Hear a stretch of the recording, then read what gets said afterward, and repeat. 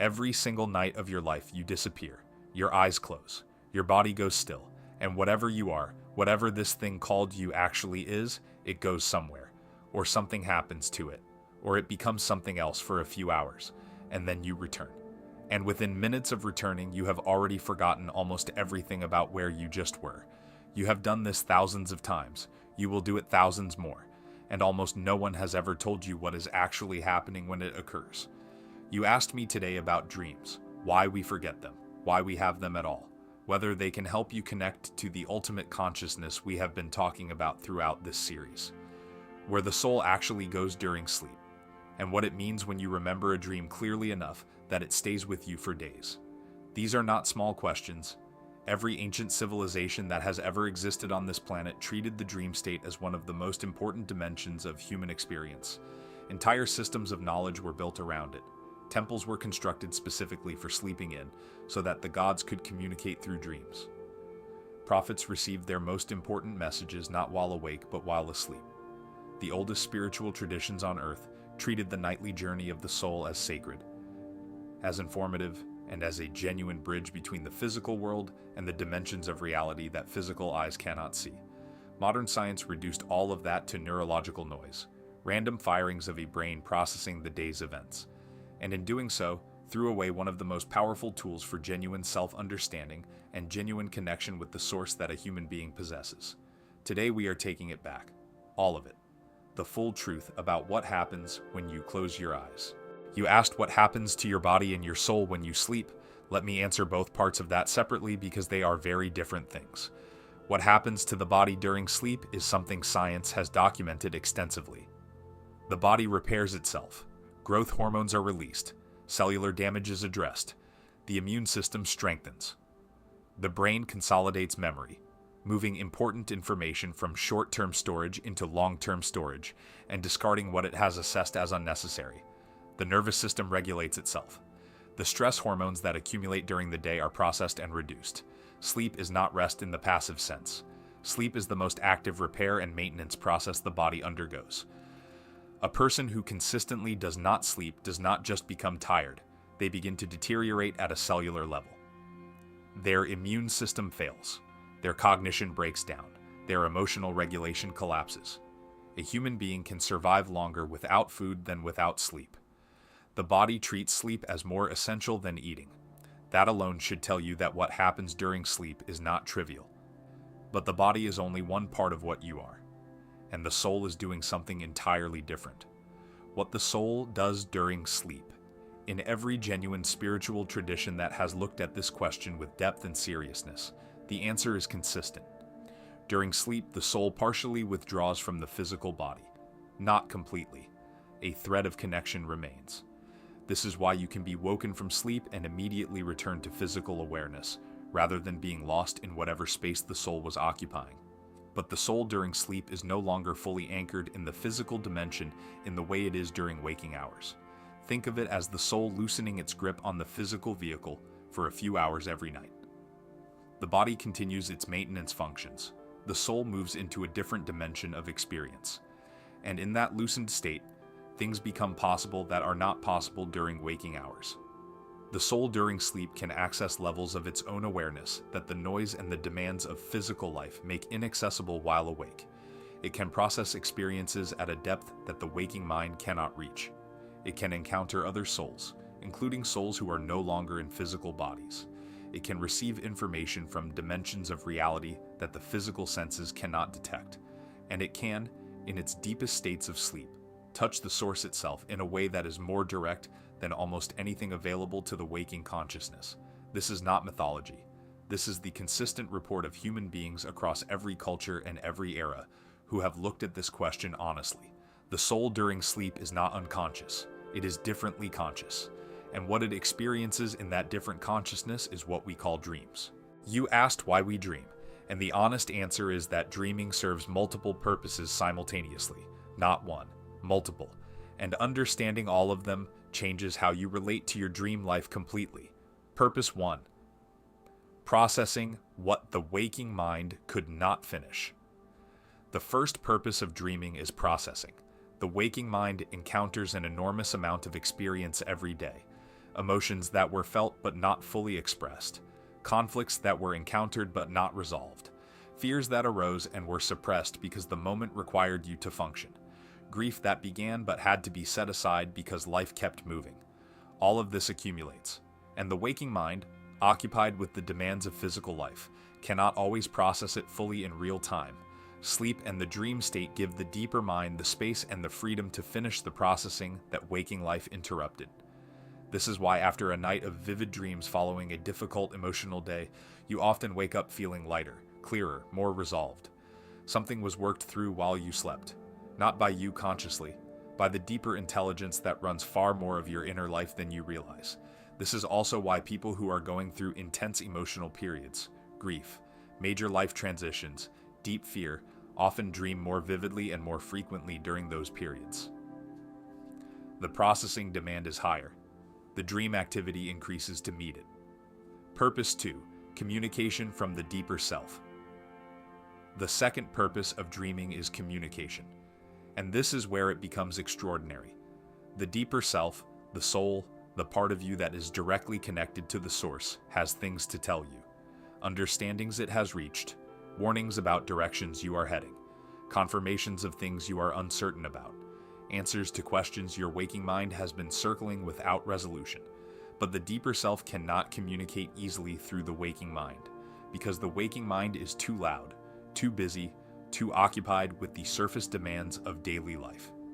The conditioned mind, with its endless analysis and judgment and planning, acts as interference on the signal that the deeper self is constantly trying to transmit. Sleep removes that interference. The conditioned mind quiets. The analytical, judging, planning surface consciousness steps back, and in that space the deeper self speaks, not usually in direct, clear language, in symbols, in stories, in images, in emotional experiences that carry meaning the way music carries meaning. Not in statements, but in felt understanding. This is why the dreams that carry the most significance are not the ones filled with random, chaotic imagery that seem to have no coherence. The significant dreams have a different quality.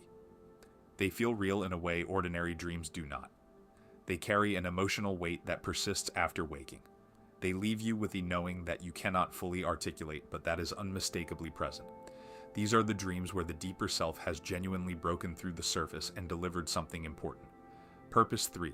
Genuine soul travel and encounter. The third purpose of dreaming is the one that science has the most difficulty with and that ancient traditions understood the most clearly. Genuine encounter with other dimensions of reality. Not all dreams are produced by the brain processing experience. Some dreams are experiences. Actual journeys of the soul into dimensions of reality that exist beyond the physical.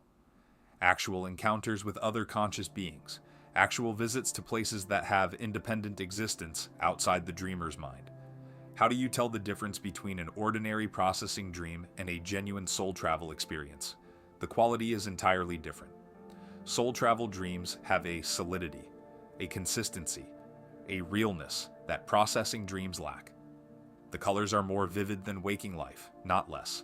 The encounters with other beings have a specificity, a weight, an independence that characters in ordinary dreams lack. Characters in soul travel experiences have their own agenda, their own information, their own responses that the dreamer did not script or anticipate. They say things the dreamer would not have thought of. They show things the dreamer did not know. And the most unmistakable signature of genuine soul travel is the feeling upon waking that you were actually somewhere.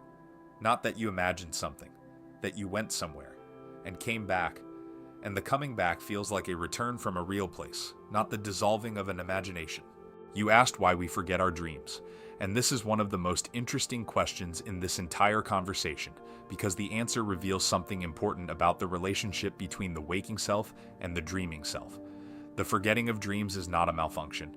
It is a feature of the boundary between dimensions, and it works in both directions. Think about what it would mean if you remembered every dream in complete vivid detail every morning. You would wake up having lived a full night of experiences as vivid and complex as your waking life. Your brain would need to integrate 2 full streams of experience every single day. The boundary between what happened physically and what happened in the dream dimension would become increasingly unclear. The demands on your consciousness would be overwhelming. The boundary between dimensions exists for a reason, and the forgetting is part of that boundary. But here is the more important part. The forgetting is not total and it is not random. Your deeper self decides what crosses the boundary and what does not, and it makes that decision based on what is most useful for your waking life at this particular time. The dreams you forget immediately upon waking are almost always the processing dreams, the ones where the deeper mind was doing maintenance work, completing emotional cycles, filing away memories, running simulations. This material was important for the deeper processing, but it does not need to be consciously carried into waking life. So it is released at the boundary, the work was done. The result is what matters, not the process. You wake up feeling clearer, or lighter, or more resolved without knowing exactly why. The dream did its work without needing your conscious involvement. The dreams that stay, the ones you wake up still fully inside, the ones you can still smell and feel hours later, these are the ones your deeper self has decided you need to carry consciously. These are the communications, the guidance, the warnings, the encounters that have something specific to offer the waking self that the waking self needs to receive and act on. The reason most people remember fewer dreams than they used to or than they could is not biological. It is attentional. The moment you wake up and reach for your phone, the moment you begin planning your day, the moment you speak to someone, the waking mind activates fully, and the dream material, which exists in a more subtle dimension of memory, gets overwritten by the louder signal of physical life. The window for remembering is small, and most people do not protect it. If you want to remember your dreams, the single most effective thing you can do is this. The moment you wake up, before you move, before you speak, before you open your eyes fully, lie still. Let your awareness reach backward into where you just were. Do not try to grab the dream directly. Just be still and let it surface. Give it 30 seconds of stillness before anything else. Often that is enough for the memory to solidify into something you can hold. Then write it down immediately, not later, now. Because dream memory is unlike any other kind of memory. It fades in the first few minutes after waking at a speed that nothing else fades. What feels completely vivid at the moment of waking can be almost entirely gone within 10 minutes if you do not anchor it in physical writing. You asked whether dreams can actually be helpful in connecting to the ultimate consciousness. And the answer is yes. Profoundly yes. In ways that most people who have never explored this dimension of their experience have no idea are available to them. The dream state is one of the most natural access points to the source that a human being has. Not the deepest access point. The deepest is the complete inner silence of genuine meditation at its most advanced levels. But the dream state requires less active effort than meditation. It happens to you every night whether you work for it or not. And for many people, it is the first genuine encounter with dimensions of reality beyond the ordinary physical that they ever experience. There is a specific state of consciousness that exists at the boundary between waking and sleep, the threshold state, the state you pass through as you are falling asleep and again as you are waking up. In that threshold state, the waking mind has loosened its grip but has not yet fully surrendered. And in that loosened state, the awareness can sometimes touch something that feels utterly different from any ordinary thought or feeling.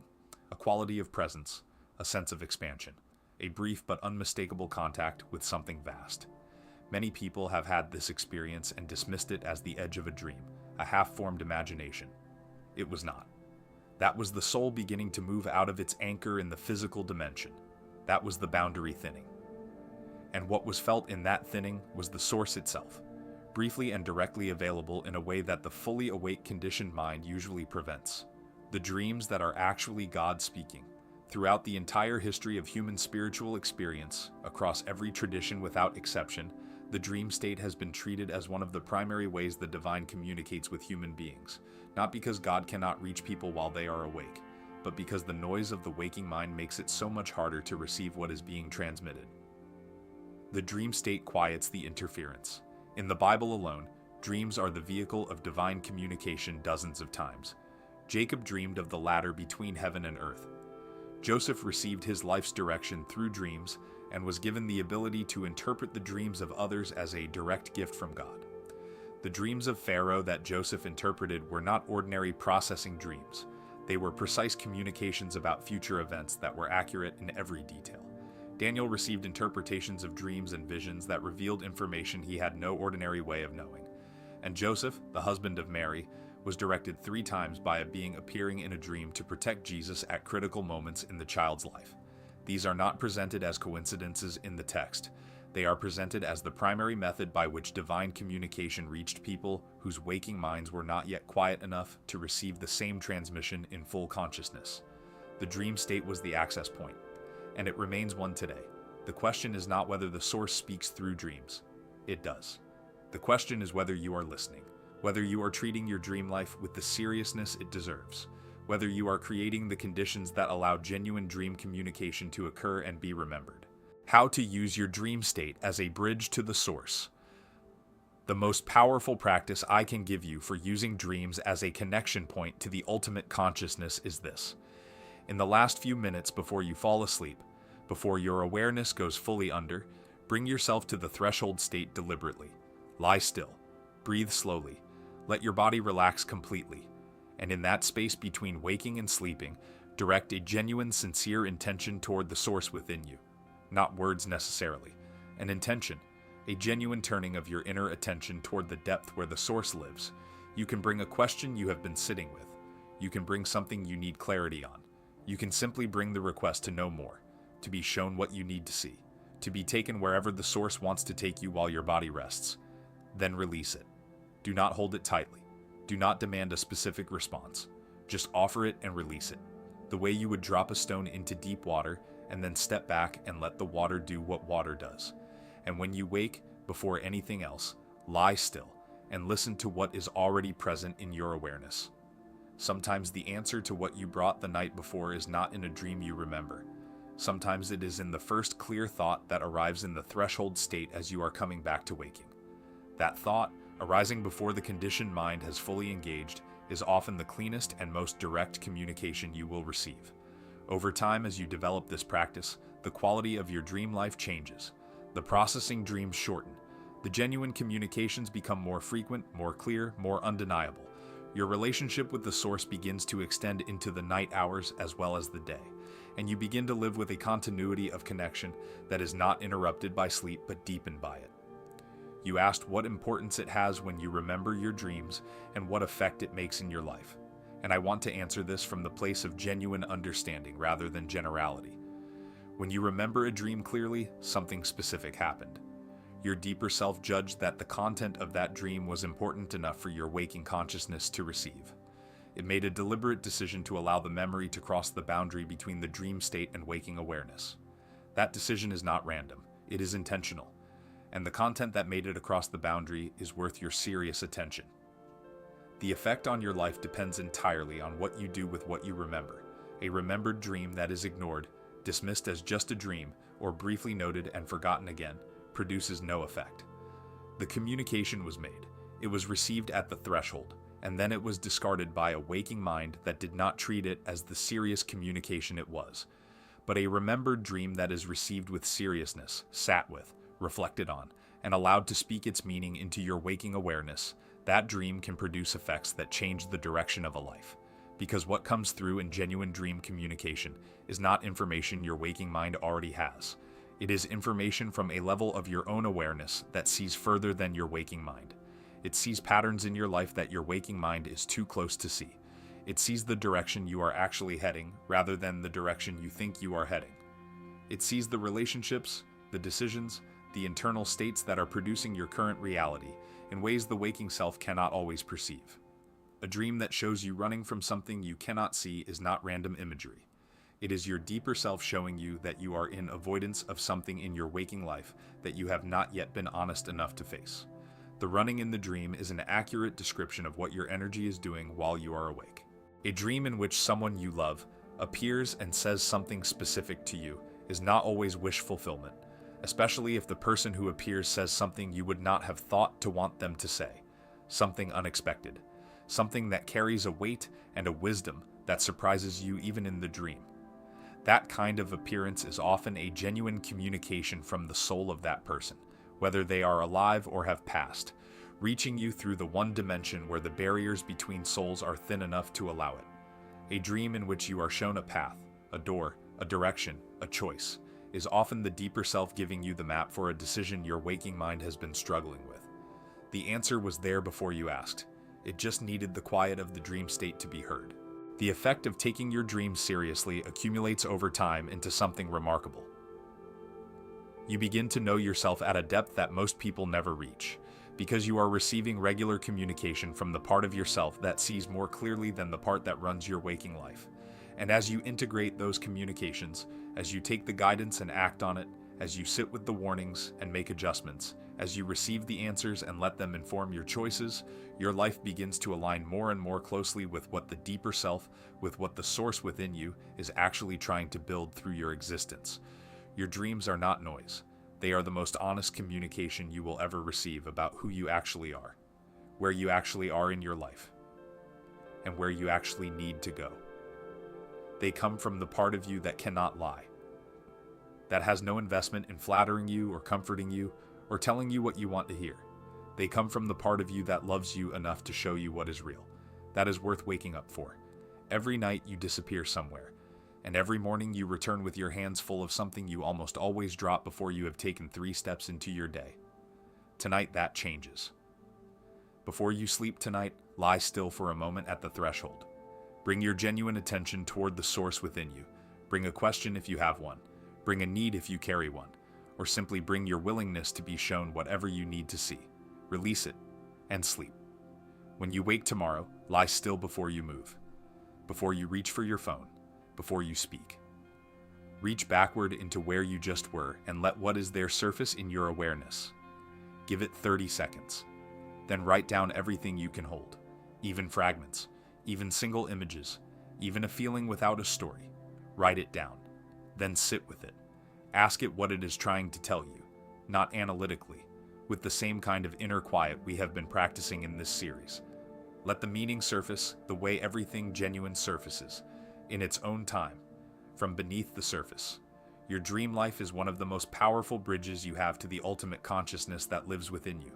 Every night the door opens. Most people walk past it in the dark without even noticing it is there. Now you know it is there, and you know how to walk through it. The source has been speaking to you in the night for your entire life. Most of what it said you forgot before breakfast. That ends now. Start listening, because what it has to say to you is the most important conversation you will ever have. Share this with someone whose dreams have been trying to tell them something they have not yet stopped to hear. Subscribe to Truth Frequency AI and come back, because the next truth we go into together will take you somewhere you have never been.